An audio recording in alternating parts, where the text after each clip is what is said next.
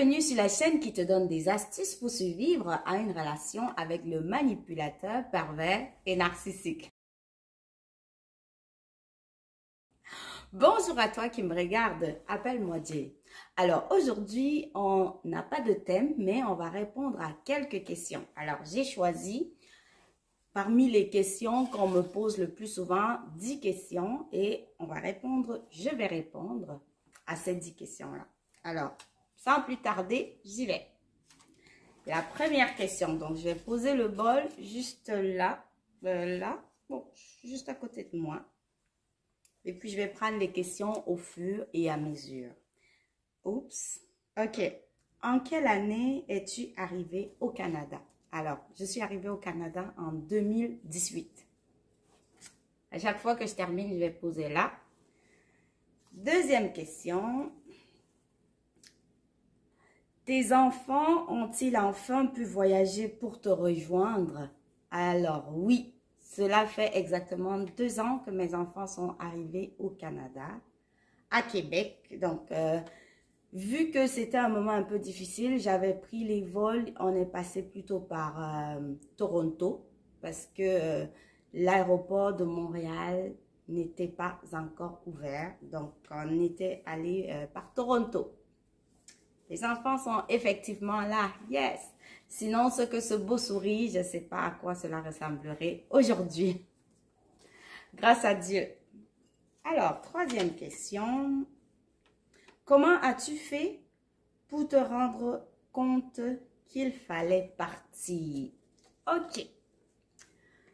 Alors, c'est quelque chose qui s'est fait progressivement. Alors, c'est un peu comme comprendre ce dans quoi tu te retrouves. C'est vraiment quelque chose qui a pris du temps. Ce n'est pas du jour au lendemain que je me suis rendu compte qu'il fallait fuir, mais c'est après beaucoup de tentatives de reconstruction, de réessais, de recommencer. Échoué, bien sûr, que je me suis dit, je pense qu'il faut vraiment que je parte, qu'il faut vraiment que je m'éloigne. Parce que je ne dormais plus, je ressentais comme une pression constante sur le cœur. Je ressentais de la haine qui m'envahissait et contre tout le monde, même contre les personnes qui ne m'avaient fait aucun mal. Alors je me suis dit, sûrement c'est le moment de partir. Parce que bien sûr, à un moment donné, quand tu es dans une relation toxique, les personnes qui ne te comprennent pas commencent à t'énerver au plus haut point, à t'agacer, parce que les commentaires peuvent te tuer, ça te fait mal. C'est sûr que c'est pas eux ta cible, c'est pas eux qui c'est pas eux ton bourreau, mais justement tu commences à perdre pied. Donc c'est quand j'ai constaté que tout le monde était devenu comme mon ennemi, même ma famille, je me suis dit là, c'est le moment que je prenne mes propres décisions, que je fasse mes propres choix. Parce que bien sûr, la famille, à chaque fois, essayait de recoller les morceaux. Mais quand j'ai constaté que ça ne fonctionnait plus, je me suis dit, ah, c'est le moment, il faut que je me prépare, que je m'éloigne. Donc, je ne sais pas si j'ai répondu, mais j'ai essayé en tout cas. Prochaine question.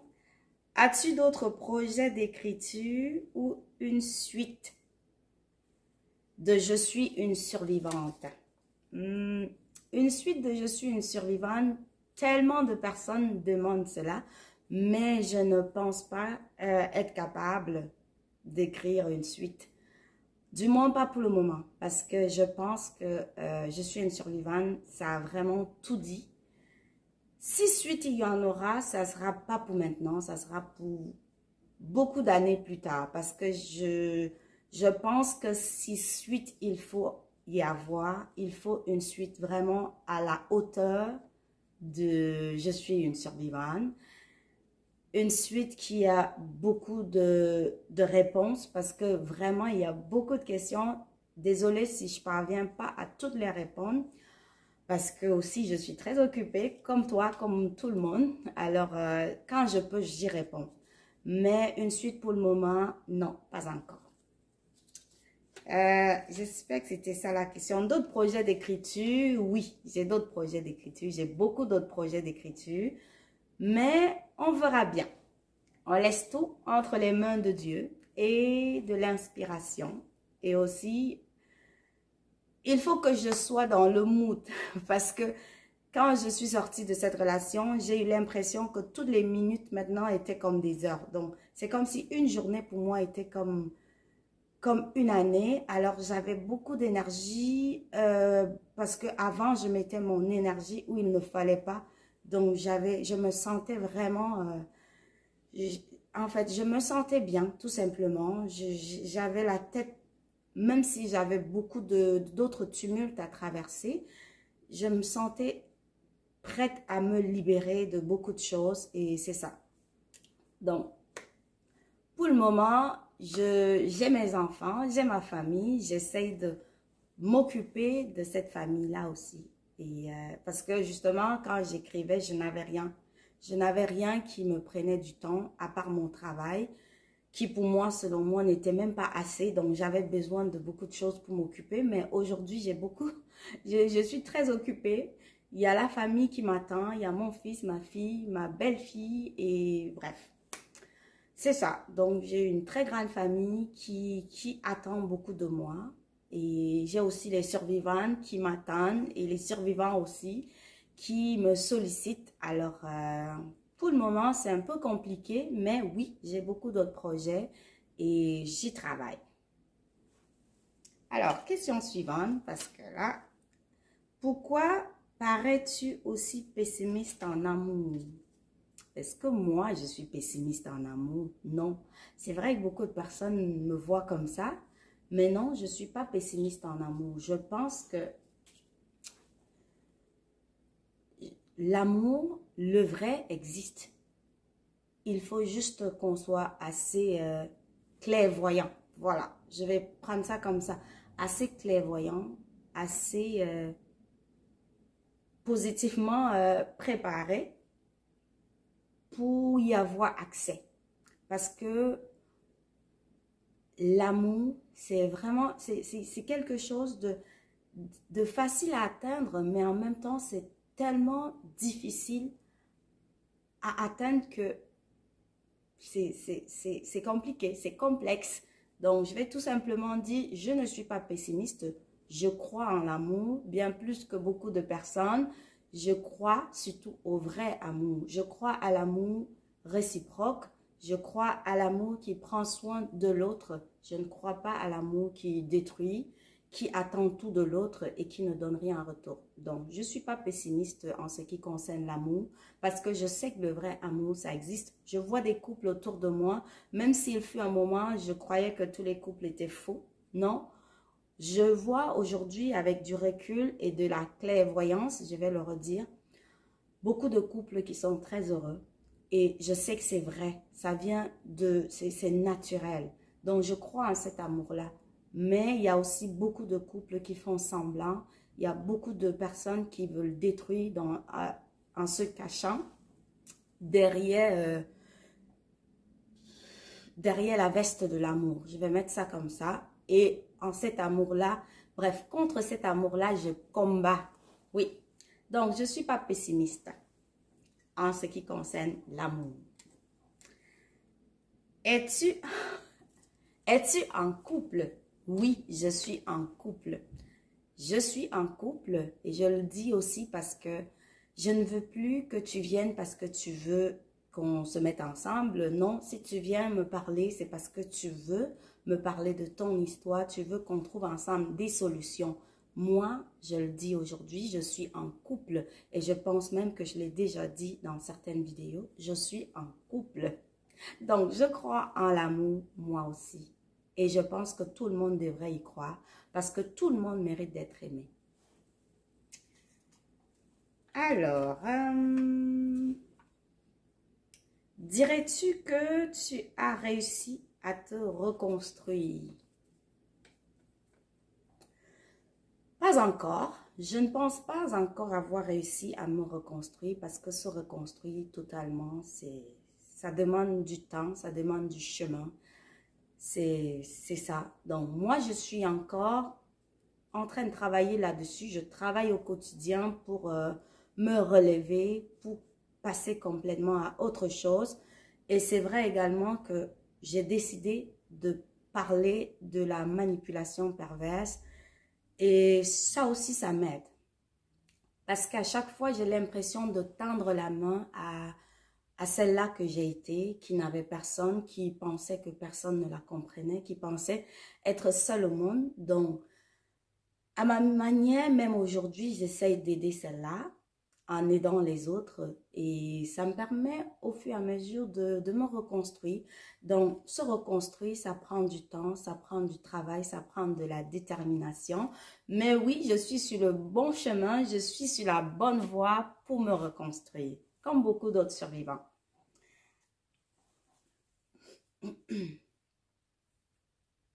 Oh, c'est quoi être une survivante? Alors, être une survivante pour moi, c'est avoir un esprit de combattant, un esprit de, de non-victimisation. C'est comme ça que je vois une survivante. Une survivante, c'est une personne déterminée, une personne qui ne veut pas s'apitoyer. C'est vrai qu'il faut reconnaître toute la souffrance qu'on a traversée. C'est vrai qu'il faut que cette souffrance-là soit même reconnue et acceptée par notre entourage, par les personnes qui nous connaissent. Mais aussi, il ne faut pas qu'on reste juste dans cette torpeur-là. Il faut qu'on traverse ça. Il faut qu'on passe à autre chose. Voilà. Une survivante, c'est une personne, pour moi, qui passe à autre chose et qui ne se laisse plus retomber dans les mêmes situations, qui ne se laisse plus piétiner. En fait, une survivante, c'est tout simplement une personne qui a appris sa leçon. C'est comme ça. Donc, et surtout qui ne fait plus le mauvais choix, qui ne se laisse plus entraîner dans des relations toxiques. Tout ce qui est malsain, une survivante devrait éviter. Donc, pour moi, c'est ça être une survivante. Alors, je vais reprendre la question pour être sûre d'être... C'est quoi être une survivante? Une survivante, c'est être une combattante. C'est être une personne déterminée à atteindre ses objectifs. C'est être une personne qui avance, qui ne se laisse plus distraire et qui ne se laisse plus détourner de sa voie. Et qui garde le sourire. C'est ça être une survivante pour moi.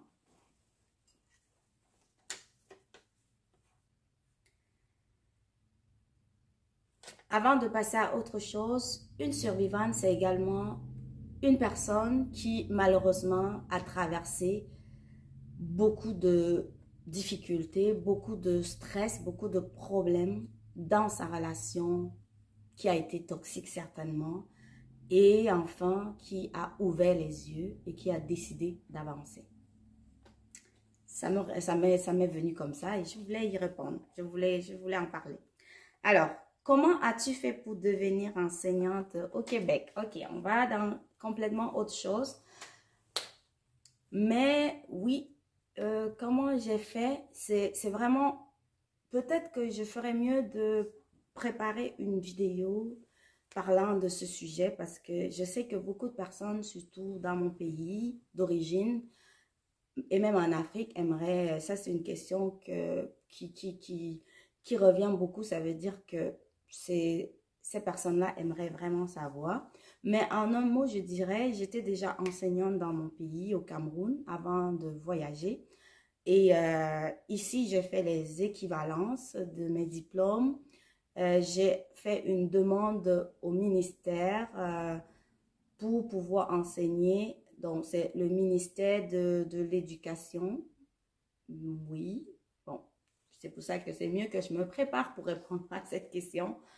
De l'éducation supérieure, je pense, mais je vais revérifier. Donc, une fois ma demande acceptée, parce que c'était sur étude de dossier, ils m'ont donné l'admissibilité afin que je puisse aller composer le TECFE. Le TECFE, c'est le test de langue pour les enseignants.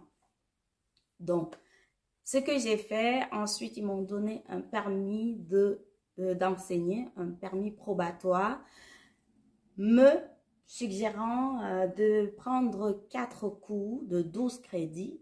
Alors, c'est ce que j'ai fait également. Et j'ai fait également un stage probatoire, un stage, oui, après cette cours-là que j'ai terminé. Donc, actuellement, je suis en attente du brevet d'enseignement qui montrera que j'ai étudié au Canada. Donc, je serai prof comme tous les profs qui ont étudié dans les universités du Canada. Donc, je pense que c'est ça, du Québec surtout, parce que je suis au Québec. Donc, voilà comment j'ai fait pour devenir enseignante. Mais avant d'avoir ce permis-là, je travaillais déjà comme suppléante. Suppléante, c'est une remplaçante. Quand il y a un enseignant qui est absent, on fait appel à toi et puis tu vas venir remplacer pour la journée ou pour la semaine. Et parfois, il peut y avoir des contrats sur 3 mois ou sur l'année, ça dépend, ou à durée indéterminée. Donc, c'est ça. En espérant avoir répondu, mais je pense que ce serait mieux que je revienne sur cette question-là une autre fois, parce que c'est comme ça, on pourra suivre étape par étape comment j'ai fait pour devenir enseignante au Québec. Ah, on est à la dernière question. Juste pour préciser, ma fille a pris les questions parce qu'il y avait beaucoup de questions. Donc, elle a pris 10 questions et elle a choisi au hasard. Et moi, j'ai pris juste les 10 pour mettre dans ma petite assiette. Pourquoi ne parles-tu pas d'amour? Bon, ça ressemble à une question déjà vue, ça. Mais oui, pourquoi est-ce que je ne parle pas d'amour? Mais je pense que je parle d'amour. Je pense que je parle d'amour, sauf que je parle d'amour toxique. Je parle de l'amour qui tue. Je parle de l'amour qui te fait perdre complètement de vue ta personnalité. Je parle de l'amour qui te détruit, qui ne t'aide pas à être élevé. Mais oui, je parle d'amour. Je pense que je parle d'amour. Donc, si tu pensais que je devrais parler d'amour, de bisounours, non, malheureusement, parce que j'ai quelque chose m'a poussé à parler d'amour. Voilà. Donc, ça ne vient pas de nulle part. Je ne me suis pas levée et j'ai commencé à parler d'amour.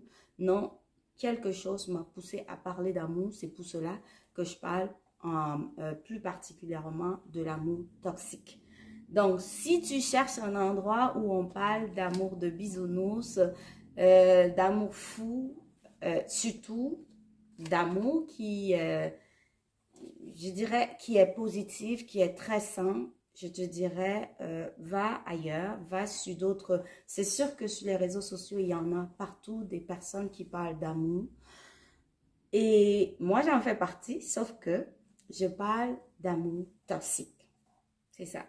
Alors, je suis arrivée au thème de ma vidéo et je te dis merci d'avoir écouté jusqu'à la fin. Et si tu as des questions, n'hésite pas à les poser. Écris-moi en inbox, écris-moi en commentaire, comme tu veux. Quand j'ai du temps, je prends toujours la peine de répondre. Bonne journée, les survivants.